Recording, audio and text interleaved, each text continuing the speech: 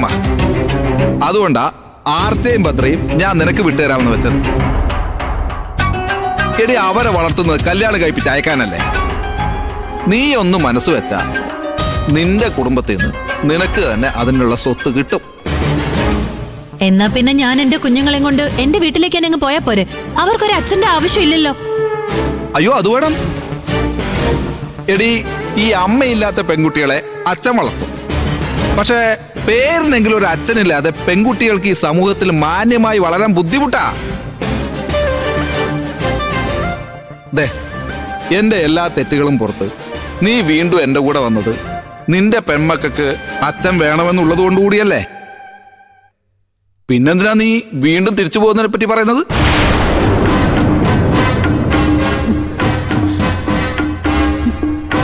അപ്പൊ ഈ വിനയൻ ഒരിക്കലും മാറാൻ പറ്റില്ല എന്നുള്ള എന്റെ വിശ്വാസം തെറ്റിയില്ല.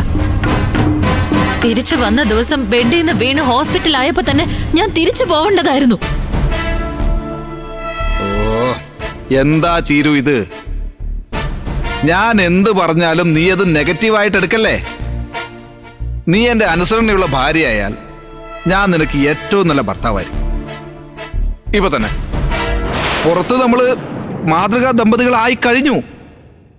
ഇനി നമ്മൾ പിരിഞ്ഞ അത് നിന്റെ അച്ഛനും കുടുംബത്തിനും വലിയ ആഘാതമായിരിക്കും. ഇന്ദ്രനും അനുപമയും പിരിയാൻ തീരുമാനിച്ചപ്പോ ആ ക്ഷീണം എല്ലാവരും മറന്നത് ഞാനും നീ ഒരുമിച്ചതിന്റെ ആശ്വാസം കൊണ്ടാ. അതിനി ഒരിക്കലും നമ്മൾ താർക്കരുത്. നീ നിന്റെ കുടുംബത്തിൽ നിന്നും ഷെയർ ചോദിച്ചു വാങ്ങിയ നമുക്കിടയിൽ ഒരു പ്രശ്നം ഉണ്ടാവില്ല.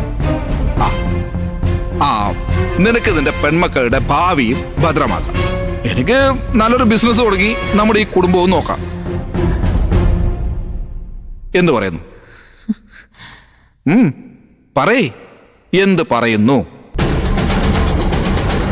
നായയുടെ വേഷം കെട്ടിയ കുറച്ചല്ലേ പറ്റൂ.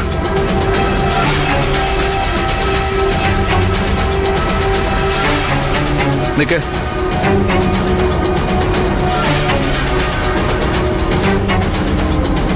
നീ കുരയ്ക്കുമ്പോ നീയായിട്ട് തന്നെ കുരയ്ക്കണം. എനിക്ക് വേണ്ടിയാണെന്ന് ആർക്കും തോന്നരുത്. നിന്റെ ഭർത്താവ് മറ്റുള്ളവരുടെ മുമ്പിൽ മാന്യനായിരിക്കേണ്ടത് നിന്റെ കൂടി ആവശ്യമല്ലേ ചിരു? അല്ല? അതെ.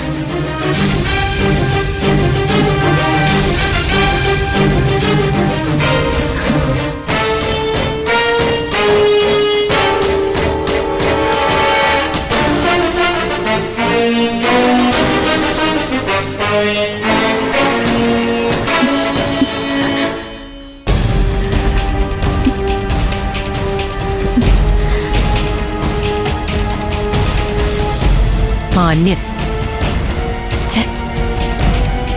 നീ അവന്റെ അടുത്തേക്ക് തിരിച്ചുപോയി കട്ടിൽ നിന്ന് വീണ് ഹോസ്പിറ്റൽ ആയപ്പോഴെങ്കിലും ഞാൻ നിന്നെ രക്ഷിക്കണമായിരുന്നു ചിരു.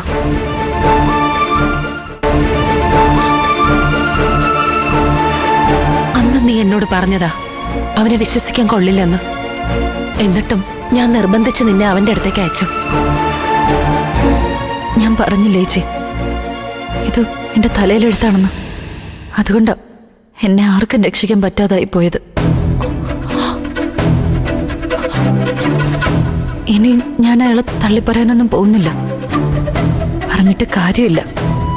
കാരണം മറ്റുള്ളവരുടെ മനസ്സിൽ അയാളിപ്പോ വലിയ പുണ്യാളനാ. അതങ്ങനെ തന്നെ ഇരുന്നോട്ടെ. ഞാനിപ്പോ ജീവിക്കുന്നത് എൻ്റെ മക്കൾക്ക് വേണ്ടി. അവർക്ക് നാളെ ഒരച്ഛൻ്റെ അഡ്രസ്സ് കൂടിയല്ലേ തീരൂ. ഇതൊന്നും ഞാൻ അറിഞ്ഞില്ല മോളെ.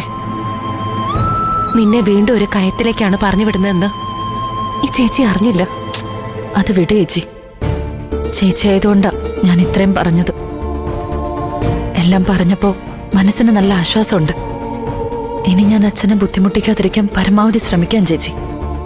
എന്നിട്ട് കേസ് നടത്തി തറവാട്ടിൽ നിന്ന് വല്ലതും കിട്ടുവാണെങ്കിൽ അത് ആർച്ചമോളുടെയും ഭദ്രമോളുടെയും പേരിൽ എഴുതി വെക്കാം.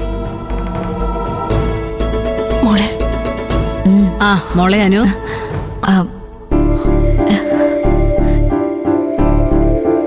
ആഹാ, ചീരുമോൾ ഇവിടെ ഉണ്ടായിരുന്നോ? അച്ഛനെ കാണാൻ വന്നതാവും അല്ലേ? അതെ ഭാനുമ്മ. അച്ഛൻ മഞ്ചാടിയെ പോയി കണ്ട ശേഷം കിടക്കുക. ആണോ? അല്ല, അത് ജീവൻ രാജ് അല്ലെന്ന് അറിഞ്ഞു കഴിഞ്ഞപ്പോ ഒരാശ്വാസമായി കാണുമല്ലേ? കുറച്ചൊരാശ്വാസം കിട്ടിയെന്നൊക്കെ പറയാൻ ഭാനുമ്മേ. അല്ല, അവിടെ എന്തുണ്ട് വിശേഷം ഭാനുമ്മേ? ഓ, സുശീല ആശുപത്രിയിൽ നിന്ന് തിരിച്ചു വന്നു. അവൾക്ക് ഹാർട്ട് അറ്റാക്ക് പോയിട്ട് ഗ്യാസിന്റെ അസുഖം പോലും ഉണ്ടായിരുന്നെന്ന് എനിക്ക് തോന്നുന്നില്ല. ആ, എവിടെയൊക്കെയോ എന്തൊക്കെയോ കളികൾ നടക്കുന്നുണ്ട് മക്കളെ. എല്ലാം അവളുടെ അഭിനയമായിരുന്നു. എനിക്ക് ആദ്യമേ തന്നെ സംശയം ഉണ്ടായിരുന്നു.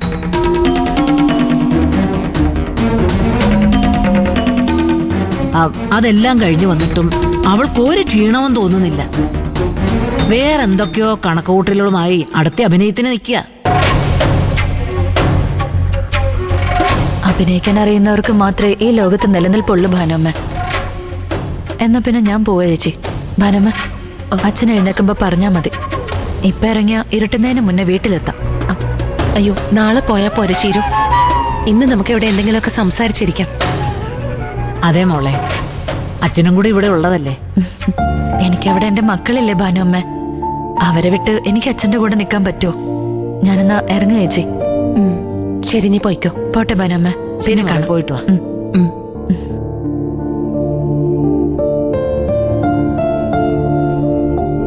ഭാനുമ്മേ, വാ.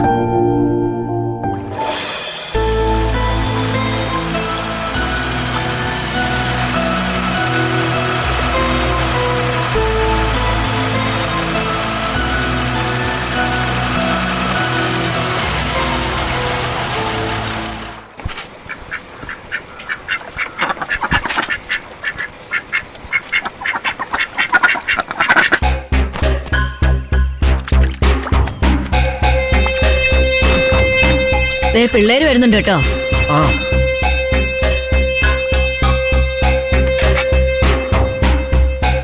എന്തായണ ആസിഫിനെ കുറിച്ച് വല്ല വിവരവും കിട്ടിയോ? ഇല്ല ചേ, ഹോസ്പിറ്റലിലേക്ക് പിന്നെ അവൻ തിരിച്ചു വന്നിട്ടില്ല, വീട്ടിലും എത്തിയിട്ടില്ല. ആസിഫ് മുങ്ങിയത് തന്നെയാ, അതിലൊരു സംശയവുമില്ല. കുഴിയിൽ ഡെഡ് ബോഡി പൊങ്ങിയ കാര്യം അവൻ അറിഞ്ഞു കാണുവോ? അതുകൊണ്ടാണ് അവൻ മുങ്ങിയത്. ഏയ്,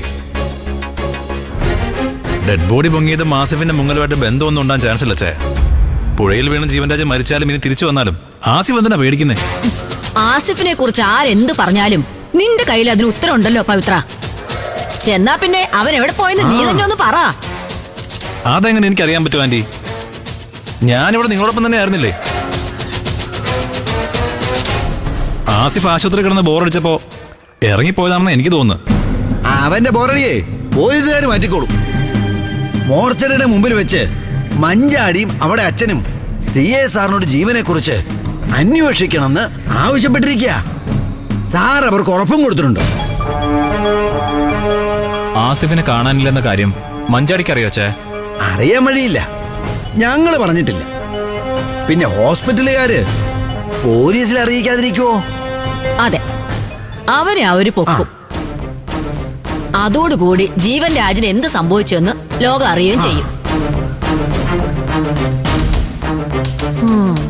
അവൻ ഇതിൽ എന്തോ ഒരു കള്ളക്കളി നടത്തിയിട്ടുണ്ടെന്നുള്ള കാര്യം ഉറപ്പാണ്.